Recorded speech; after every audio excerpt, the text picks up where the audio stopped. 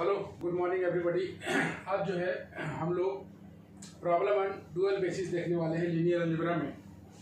तो उम्मीद करते हैं पिछला क्लास अच्छी तरह से समझ में आया होगा।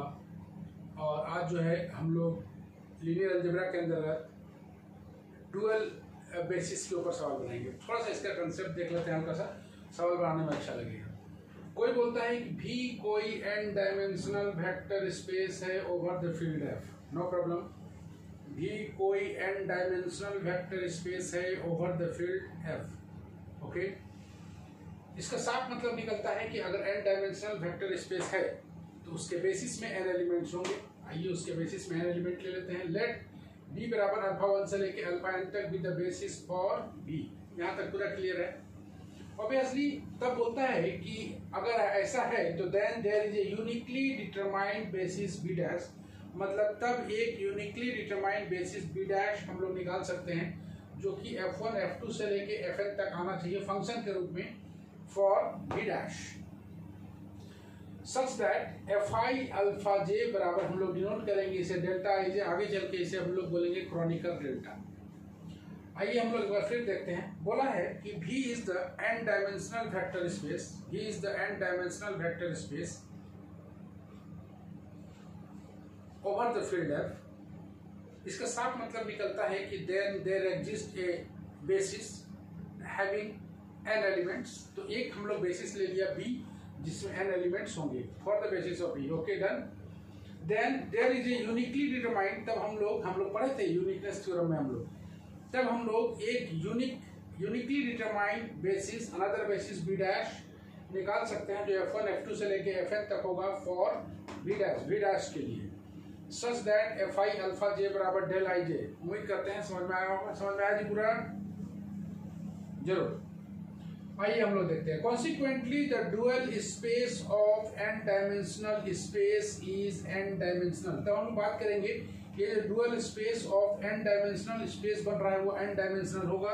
और तब इस बेसिस b डैश को हम लोग बोलेंगे डुअल बेसिस ऑफ b। तब इस b डैश को बोलेंगे डुअल बेसिस ऑफ b। सवाल अक्सर परीक्षा में पूछा जाता है और कई क्षेत्र में इसका इंपॉर्टेंस भी है। तब बोलता है कि fi अल्फा j, गौर से देखना, fi अल्फा j बराबर डेल i j है। कॉन्सिक्वेंटली तब हम लोग बोल सकते हैं इसका परिणाम dual space of n dimensional space. जो डुअल स्पेस होगा n डायमेंशनल का वो भी n डायमेंशनल होगा। ओके, चूंकि यहाँ पर n एलिमेंट्स मिला था तो b डैश में भी n डायमेंशनल मिल रहा है, मतलब साफ बात है कि वो n डायमेंशनल ही होगा। तब b डैश को बोलेंगे हम लोग डुअल बेसिस ऑफ b। आइए हम लोग देखें थोड़ा सा इसका कंसेप्ट। अगर b बराबर अल्फा 1 से लेके अल्फा n तक है is an ordered basis of b, therefore there exists a unique linear functional f1 on b such that f1 alpha 1 बराबर 1। उसी तरह f1 अल्फा 2 बराबर 0। गौर से देखिए यहाँ पर अगर 1 है यहाँ पर 1 है तो दोनों अगर 1 1 कोइंसाइड करता है तो हम लोग 1 लेंगे, बाकी बात हम लोग अदर में हम लोग 0 ले लेते हैं। फिर एक बार देखिए b बराबर अगर ऑर्डर्ड बेसिस फॉर b है therefore there exists a uniquely determined linear functional f1 on b। मतलब हर एक अल्फा 1 के लिए एक f1 आएगा on b such that f1 alpha 1 बराबर 1, f1 अल्फा 2 बराबर 0 डॉट डॉट डॉट। वेयर 1 0 0 जो मिल रहा है उसको हम लोग बोलेंगे ऑर्डर्ड बेसिस सेट। क्या बोलेंगे? Ordered basis set. डन। तब हम लोग थोड़ा सा एक बार हल्का सा इसी को देख लेते हैं fi अल्फा j को। fi अल्फा j बराबर 0 होगा if i not equal to j। यहाँ पर देख रहे होंगे ये दोनों अगर बराबर हैं तो इसका वैल्यू 1 आता है। मतलब fi अल्फा j बराबर 0 होगा जब i not equal to j। यहाँ पर देख रहे हो i not equal to j, i not equal to j, तब इसका वैल्यू आ जाएगा 0। और बराबर ये 1 होगा जब i बराबर j। मतलब f1 alpha 1, f2 alpha 2, f3 alpha 3, सारे का वैल्यू 1 लेना है। इसी को हम लोग अनदर नोटेशन में देखें तो fi अल्फा j को हम लोग बोल दिए डेल i j, और डेल i j को हम लोग पहले भी पढ़ चुके हैं। ये क्रॉनिकल डेल्टा होता है। क्या होता है? क्रॉनिकल डेल्टा होता है। यहाँ पर डेल i j का वैल्यू 1 लेंगे अगर i बराबर j, वही चीज़ है सेम चीज़, बराबर 0 लेंगे जब i बराबर j, और बराबर 0 लेंगे जब i not equal to j। बराबर 0 लेंगे जब i नॉट इक्वल टू 0, मतलब एफ आई अल्फा जे को हम लोग डेल आई जे बोलेंगे। अभी तक कोई दिक्कत बताओ राहुल, कोई दिक्कत है पीछे से? क्या समझा? हर एक बी के लिए एक बी डैश अनदर बेसिस निकाल सकते हैं जो कि यूनिक होगा, और जो वो भी n डायमेंशनल होगा, मतलब उसके बेसिस में भी n एलिमेंट्स होंगे। जहां पर बताए हैं कि एफ आई अल्फा जे को हमने डेल आई जे से डिनोट किया है, और इसका वैल्यू बराबर अगर हम लोग 1 लेते हैं एफ आई अल्फा जे का, इसका मतलब i इक्वल टू जे होगा, और बराबर 0 लेंगे जब i नॉट इक्वल टू जे। यहाँ से देख लो, और जहाँ पर 1 0 0 जो आया है ऑर्डर्ड बेसिस से, इसी पर हम लोग बनाएंगे सवाल। लिख लीजिए,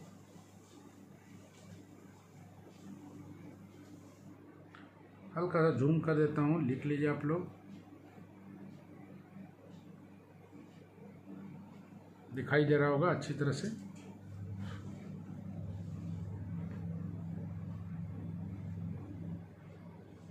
आप लोग यहाँ से स्क्रीनशॉट भी ले सकते हैं।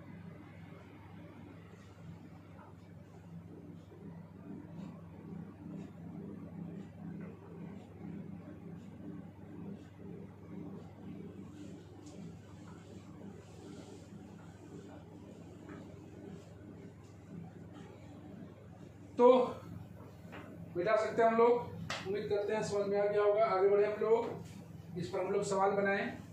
एक बी एन डायमेंशनल बेसिस के लिए एक हम लोग बी डैश बेसिस निकालेंगे जो कि यूनिक होगा, और ये जो बेसिस होता है बी डैश वो यूनिक होता है, इतना ही सीखे हम लोग। और दोनों का जो डायमेंशन है वो n होगा, मतलब b में अगर n बेसिस होंगे तो b डैश में भी n बेसिस होंगे। Okay done. हम लोग बनाते हैं इस पर सवाल जो कि बड़ा इंपॉर्टेंट माना जाता है। आइए लिखें हम लोग सवाल। Find the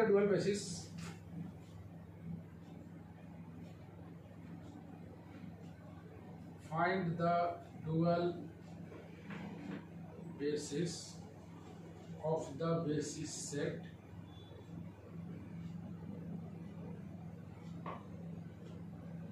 basis set B दिया हुआ है, जो कि दिया हुआ है 1 -1 3 0 1 -1 0 3 -2, बी बराबर दिया हुआ 1 -1 3 0 1 -1 0 3 -2 और V3R। Find the dual basis for basis set B में दिया हुआ है 1 -1 3 0 1 -1 0 3 -2 और for V3R for the field of real numbers. तो गौर से देखें आप, वही भी हमने लिया था अल्फा 1 से लेके अल्फा n तक। इसमें अल्फा 1 से लेके अल्फा 3 तक है, अल्फा 1 से लेके अल्फा 3 तक है। तो हम लोग क्या मान लें, अल्फा 1 अल्फा 2 अल्फा 3। तो हम लोग लेट कर लेते हैं, लेट बी बराबर हम लोग मान लेते हैं अल्फा 1 अल्फा 2 अल्फा 3, वेयर बता देते हैं अल्फा 1 बराबर दिया हुआ है 1 -1 3, अल्फा 2 बराबर दिया हुआ है 0 1 -1, और अल्फा 3 बराबर दिया हुआ है 0 3 और -2। इसी के लिए we have to find B dash, जो कि f1 f2 dot dot dot fn तक होता था, वेयर हम लोग बताए थे, वेयर यहाँ पर लिख देते हैं, वेयर fi अल्फा जे बराबर बराबर 0 होगा जब i not equal to j, और बराबर 1 होगा if i equal to j। यही तो निकालना था। शुरू करें हम लोग।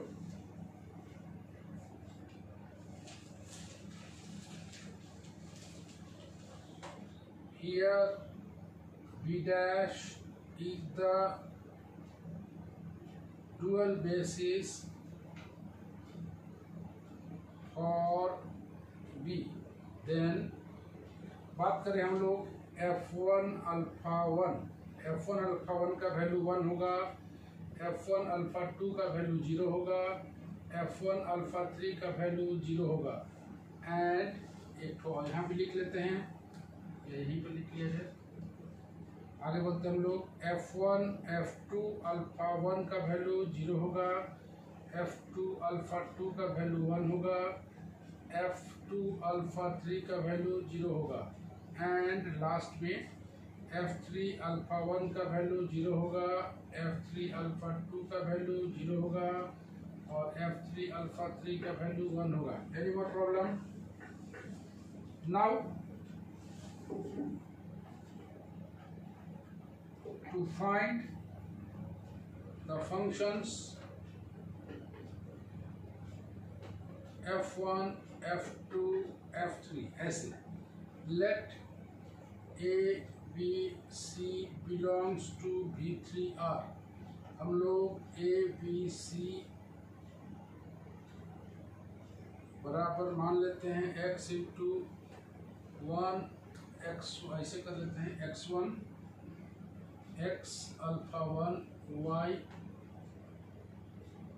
Alpha 2 z alpha 3। जहाँ पर वैल्यू पुट कर लेते हैं अल्फा 1 का वैल्यू 1 माइनस 1 3, y अल्फा 2 का वैल्यू 0 1 माइनस 1 और z अल्फा 3 का वैल्यू 0 3 और माइनस 2। ओके डन, लिखना है इतना। उसके बाद हम लोग आगे बात करते हैं।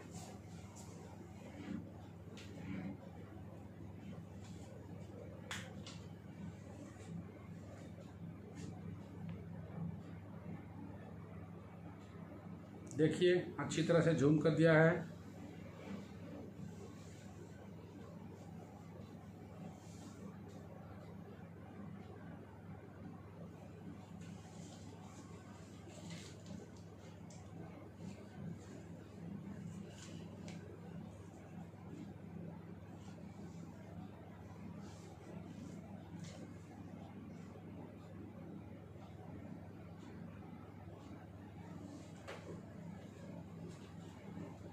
बात करें हम लोग आगे,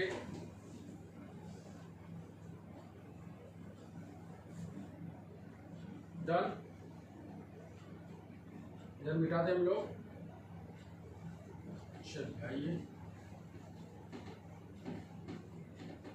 देन बात करते हैं हम लोग इसको। अगर हम लोग देन बोले then f1 a b c बराबर x, f2 a b c बराबर y and f3 a b c बराबर z। Now we find the value of x y and z। यहाँ से अगर हम लोग इक्वेट करें a बराबर कितना आने वाला है, देखिए a बराबर आने वाला है x plus 0 into Y plus 0 into Z. दिखाई दे रहा होगा ये वाला। b बराबर माइनस एक्स दिख रहा है प्लस वाई और प्लस 3z और c बराबर आया हुआ है 3x minus Y minus 2z, 3x minus Y minus 2z आ गया। Solving these equations, solving these equations को आप जैसे मर्जी वैसे सॉल्व करें। एक्स वाई जेड का वैल्यू निकालनी है हमें, तो एक्स वाई जेड को ही हम लोग बोल देंगे f1, एक्स वाई इसको बोल देंगे y को बोल देंगे f2 और z को बोल देंगे f3। हम लोग अगर सॉल्व करें तो यहाँ से आ गया है x बराबर a पहले वाली इक्वेशन से। अगर हम लोग यहाँ पर x के जगह पुट कर देते हैं, x के जगह अगर हम लोग पुट कर दें, x के जगह a आ रहा है ना, x के जगह a पुट कर दें तो यह आ गया b बराबर minus a plus Y plus 3z। That is यहाँ से हम लोग बात करें y प्लस 3z बराबर b प्लस a। ओके, यहाँ भी पुट कर दिया जाए, यहाँ पर आ जाएगा c बराबर 3a minus Y minus 2z। That is यहाँ से बात करें हम लोग माइनस वाई माइनस 2z बराबर माइनस वाई माइनस 2z बराबर c माइनस 3a दिखाई दे रहा होगा। ओके, यहाँ से x बराबर a पुट कर दिया तो y प्लस 3z बराबर आएगा minus a y plus 3z आ रहा है। यहाँ से हमने y प्लस 3z का वैल्यू निकाल लिया जो कि आ गया b प्लस a। यहाँ पर पुट कर दिया x का वैल्यू a तो c बराबर आ गया 3a minus Y minus 2z minus Y minus 2z बराबर c माइनस 3a। ओके, इन दोनों को अगर हम लोग माइनस कर दें तो माइनस करने पर कितना हो जाएगा प्लस, ये हो जाएगा कट जाएगा, ये हो जाएगा प्लस, ये हो जाएगा 5z y खत्म हो रहा है। दोनों को अगर हम लोग प्लस करना होगा ना, यस दोनों को हम लोग प्लस करना होगा। तो प्लस करने में तो प्लस करेंगे हम लोग तो ये y खत्म हो जाएगा, 3z में से 2z गया, कितना आ गया z बराबर, इसको प्लस करते हैं तो b प्लस c प्लस कर रहे हैं माइनस 2a, ये आ गया z का वैल्यू। दोनों को अगर हम लोग ऐड कर दें तो ऐड करने पर y कैंसिल हो जाएगा, तो ऐड करेंगे तो 3z माइनस 2z बराबर कितना हो जाएगा z, यहाँ से ऐड कर रहे हैं तो b plus c minus 2a, z का वैल्यू आ गया। इस z का वैल्यू को अगर हम लोग पुट कर दें किसी एक में, ये आ जाएगा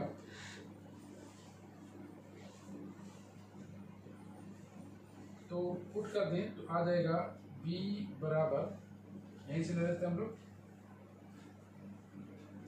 यहाँ से ले लेते हैं z का वैल्यू पुट कर देते हैं तो y का वैल्यू आ जाता है b plus a minus 3z, b plus a 3z है ना, तो z का वैल्यू मेरे पास है माइनस 3, कितना आ जाएगा b plus c minus 2a, यहाँ आ जाएगा b plus a minus 3b minus 3c plus 6a, तो minus 3b minus 3c plus 6a, तो y बराबर आ जाएगा 7a minus 2b, 7a minus 2b minus 3c। Now मेरे पास x है, मेरे पास y है, मेरे पास z है, हम लोग निकाल लेंगे इसका, लिखा जाए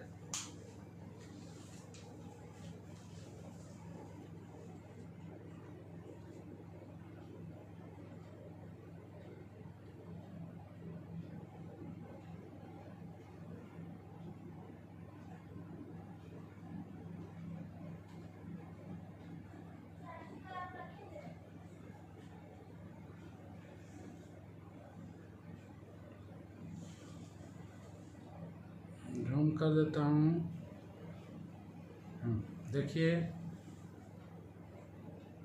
दिख रहा है अच्छी तरह, यस। आइए हम लोग देखें आगे। मेरे पास x है, मेरे पास y है, मेरे पास z है, तो हमने फाइनली हम लोग का तो निकल ही गया है। तो हम लोग लास्ट में आंसर लिखना चाहते हैं तो आंसर हम लोग कहाँ लिख लें, यहाँ लिख लेते हैं लास्ट में फाइनल आंसर। मेरे पास बताए हैं कि हम लोग, मेरे पास f1 a b c बराबर x है, x का वैल्यू कितना दिया हुआ है a, मतलब दैट इज बोल देते हैं f1 बराबर आ गया a। आइए आगे बढ़े हम लोग।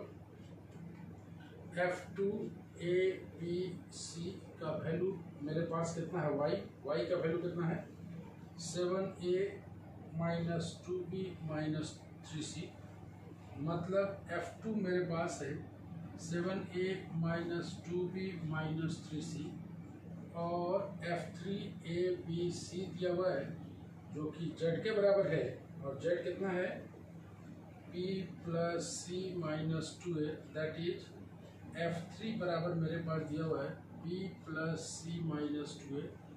Finally we find b dash जो कि f1 f2 f3 होता था, यही मेरा डुअल बेसिस है, डुअल बेसिस फॉर p, यही फाइनल सॉल्यूशन।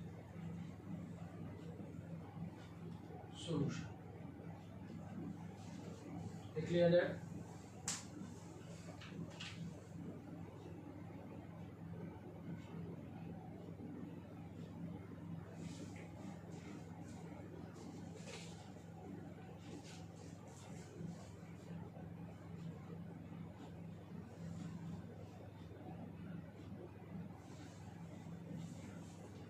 चले हम लोग डन। तो मेरे पास बी था अल्फा 1 अल्फा 2 अल्फा 3 जो कि दिखाई दे रहा है अल्फा 1 अल्फा 2 अल्फा 3। उसी के कॉरस्पॉन्डिंग हमें बी डैश निकालना था जो कि एक एक्सप्लिसिट फंक्शन होता है f1 f2 f3। तो हमें f1 f2 f3 निकालनी है। तो f1 abc बराबर x है, f2 abc बराबर y है, f3 abc बराबर z है। Now we have to find the value of x y z। तो हम लोग x y z का वैल्यू निकाले, दिखाई दे रहा होगा x y z का वैल्यू, और वही x y z का वैल्यू f1 f2 होता है, वही b डैश होता है। तो हम लोग one more question on this dual basis पर।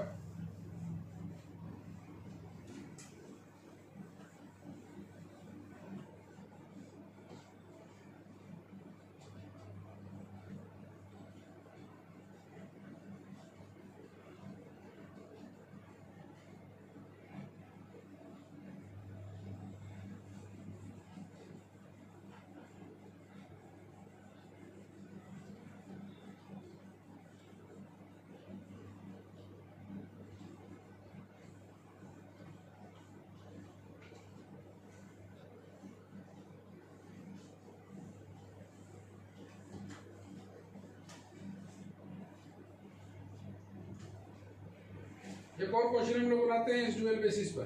तो एक क्वेश्चन हम लोग बनाते हैं, find the dual basis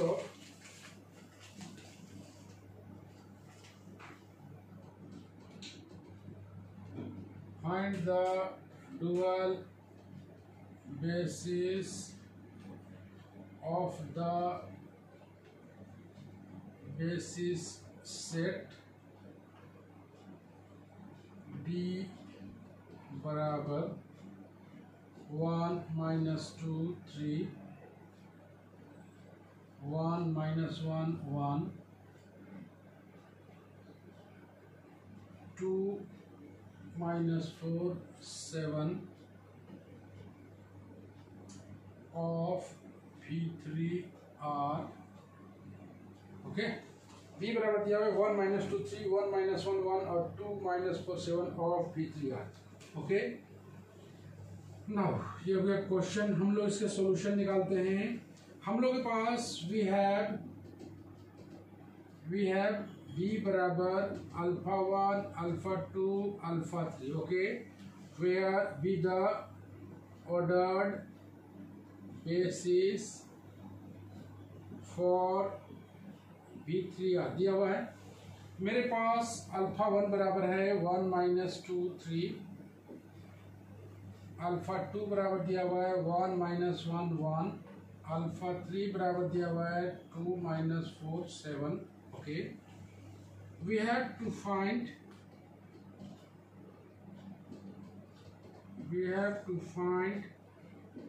the dual basis. Obviously we have to find the dual basis b dash of b, that is b dash बराबर हमें निकालनी है f1 f2 f3। Okay, f1 f2 f3, where f1 f2 f3 are explicit function।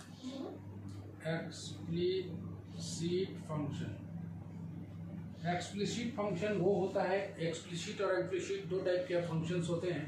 तो explicit function जो होते हैं जिसमें हम लोग y को x के रूप में एक्सप्रेस कर सकते हैं, मतलब one variable can be represented in the form of other variable, that is called explicit.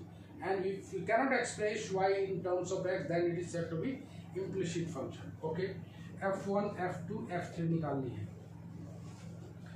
Now let f1 a b c बराबर x, f2 a b c बराबर y, f3 a b c बराबर z।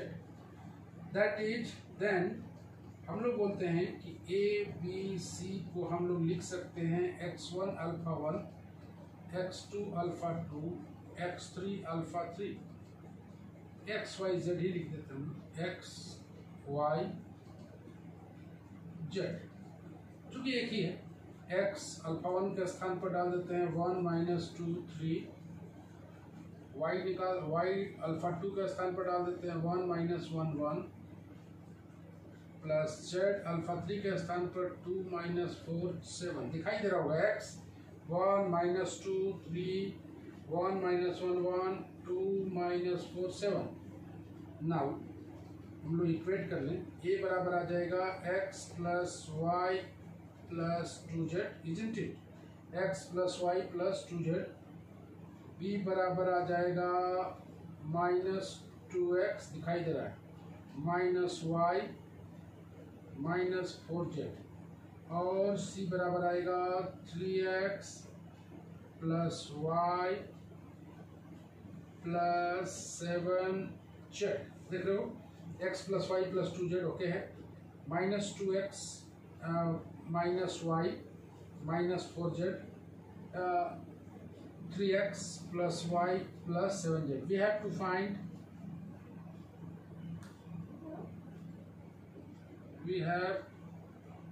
find x, y, z in terms of a, b and c। चाहे इसके solution निकालने के लिए आप जो भी मेथड लगा लें, मैट्रिक्स मेथड लगा लें, डिटरमिनेंट मेथड में लगा लें, आपके पास ग्रामर सूत्र लगा लें, lot of methods you have to determine the simultaneous 3 simultaneous equations. We find x, y, z in terms of a, b and c. Okay, note down.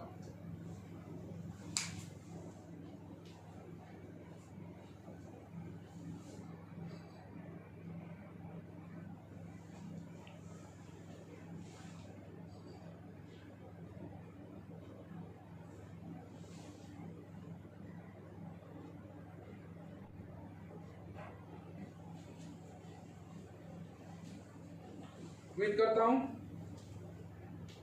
Note कर लिया तुमने, निकाला जाए। चलिए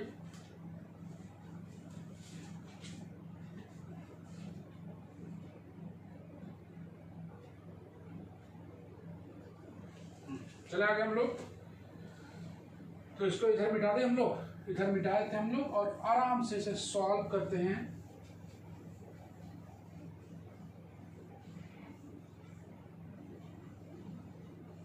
सॉल्व करते हैं और वैल्यू निकालते हैं एक्स वाई जेड को। तो सबसे पहले हम लोग किसी एक को एलिमिनेट कर लें। किसी एक को एलिमिनेट करने के लिए बहुत सारे मेथड्स हैं, जो भी लगाना चाहें। तो हम लोग इसको 1 बना देते हैं, इसको 2 बना देते हैं, इसको 3 बना देते हैं।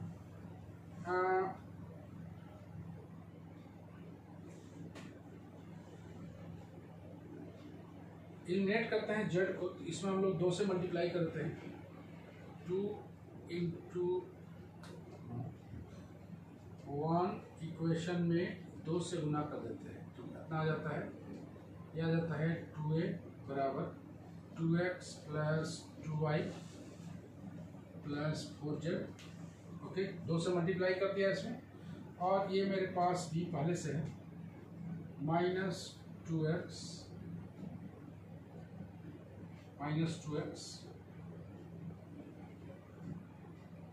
Minus Y minus 4z। तो आप लोग जिससे पहले निकाल सकें, इन दोनों को जोड़ दिया जाए, तो जोड़ने पर ये z और x दोनों खत्म हो जाता है। ओके, जोड़ दिया जाए तो ये दोनों खत्म हो जाएगा, आ जाएगा, जोड़े हमने तो y बराबर 2a प्लस बी। मेरे पास y आ गया है 2a प्लस बी, जोड़ दिया, आइए 2 प्लस बी। वाई का वैल्यू को हम लोग किसी एक में डाल लेते हैं, तो डाल लेते हैं फ्रॉम 2 एंड 3, 2 और 3 को ले लेते हैं। b बराबर माइनस 2x माइनस वाई का वैल्यू कितना आ गया है, 2a plus B minus 4z। इसको हम लोग सॉल्व कर लें, ये आ जाएगा b plus 2a plus b बराबर -2x माइनस 4z, इसको हम लोग नंबर 4 बुला ले। ओके, x और z में इक्वेशन बना रहे हैं हम लोग। फ्रॉम 3 से ले लेते हैं। c बराबर 3x, y के स्थान पर 2a plus b plus 7z। यहाँ से आ गया है 3x प्लस 7z बराबर c minus 2a minus b आ गया। ओके, अब हम लोग इसको 5 बना लेते हैं। अब मेरा सामने सिर्फ एक ही चीज़ है कि हम क्या करें, तो इस 4 और 5 को सॉल्व करके हम लोग निकाल लेते हैं x और z। ये आ गया मेरे पास फ्रॉम 4 एंड 5 है, फ्रॉम 4 एंड 5। आइए इसमें हम लोग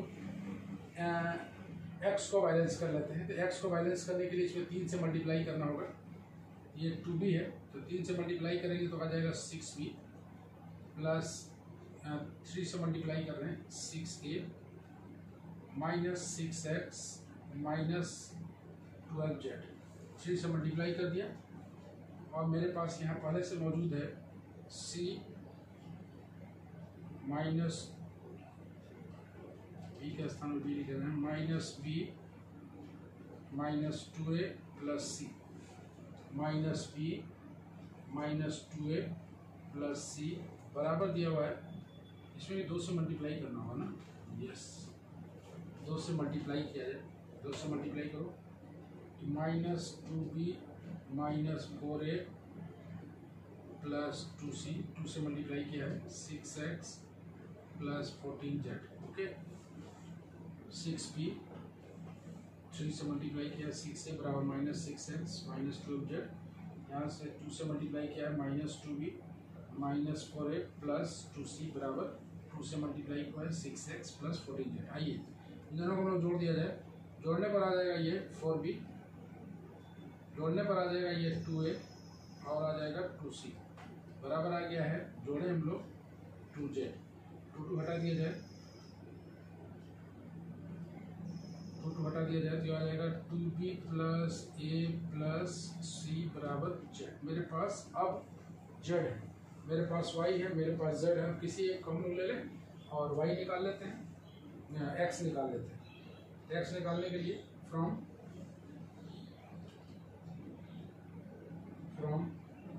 4 ले लेते हैं तो 2b plus 2a plus 4z बराबर माइनस 2x, सही ना।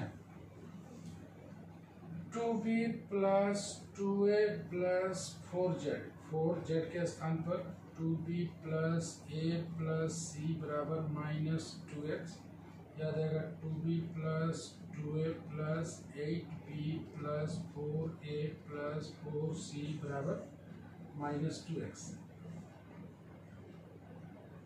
आइए हम लोग जोड़ दें। याद आएगा 6a, याद आएगा 10b 6a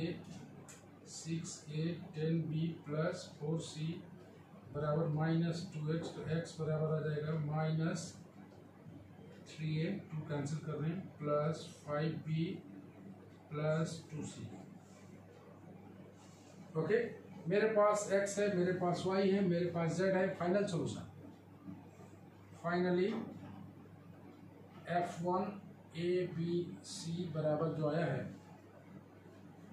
कहाँ है x का वैल्यू, ये है minus 3a plus 5b plus 2c। f2 a b c जो आया है y का वैल्यू 2a प्लस b, और f3 जो आया है a b c ये आया है z का value 2b plus a plus c। That is b dash बराबर f1 f2 f3 is the dual basis for b. Any more problem? Okay, write down. आप जैसे मर्जी वैसे निकालें, इसका वैल्यू आपके ऊपर डिपेंड करता है कि आप कैसे निकालते हो।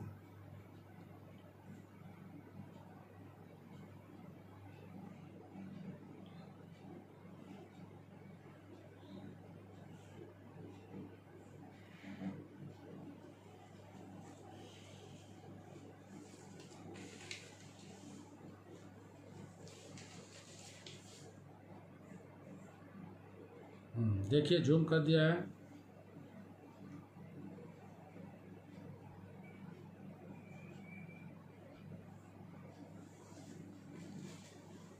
ओके, तो यही है तुम्हारा डुअल बेसिस पर प्रॉब्लम। एक सवाल हम टास्क देते हैं, यही हम लोग का खत्म हो जाएगा। डुअल बेसिस मिटा दें।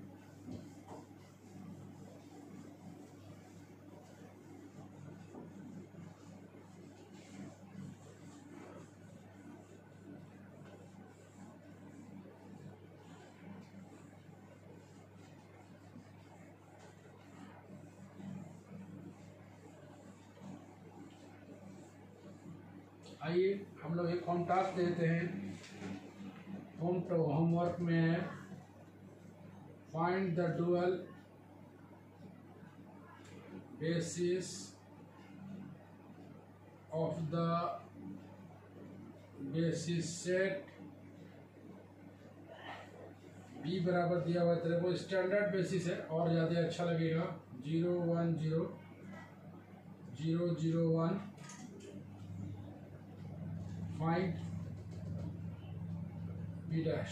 आप निकाले बी डैश और यहीं पर हम लोग का ये बेसिस वाला चैप्टर खत्म होता है। और क्या क्या इसमें हम लोग देख सकते हैं, जरा देखें। और कुछ भी अगर देखने लायक होगा जरूर बताऊंगा मैं। दैट्स इट, बहुत ज़्यादा जरूरत नहीं है। डुअल बेसिस हम लोग कहीं पर खत्म होता है।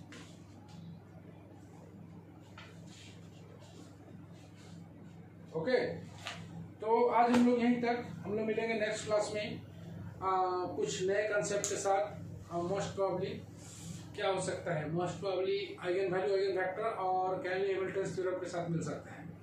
या फिर अगर ऐसा होगा तो अगर आप लोग उग चुके होंगे तो हम लोग इनर प्रोडक्ट स्पेस भी शुरू कर सकते हैं। ओके, उम्मीद करता हूँ आज के क्लास समझ में आया होगा।